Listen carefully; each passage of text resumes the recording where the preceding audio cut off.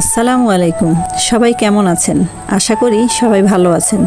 আমিও আপনাদের দোয়ায় অনেক ভালো আছি। আমার যা বাজার থেকে অনেক ধরনের সবজি এনেছে। এখানে চালকুমার শাক আর শাপলা এনেছে।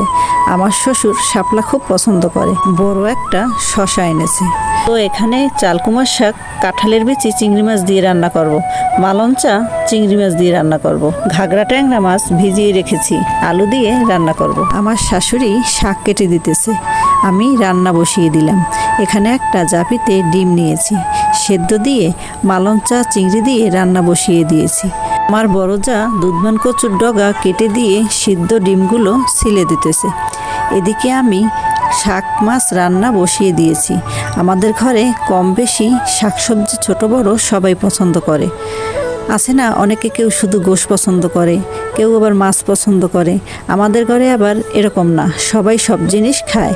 যৌথ পরিবারে আবার কম খাইলেও আনন্দ আছে। যেমন আমি মুরগির গিলা খেতে খুব পছন্দ করি।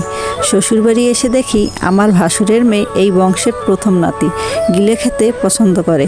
তারপর থেকে আমরা দুজনেই ভাগ করে খাই।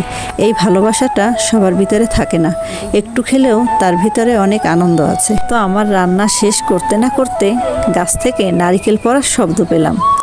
আমি আমার যা নারিকেলগুলো নিতে আসলাম। গাছে আরও অনেক নারিকেল শুকিয়ে আছে। তো যাই হোক, এদিকে আমার বড় যা সবাইকে খেতে দিল। তো আজকে এই পর্যন্ত।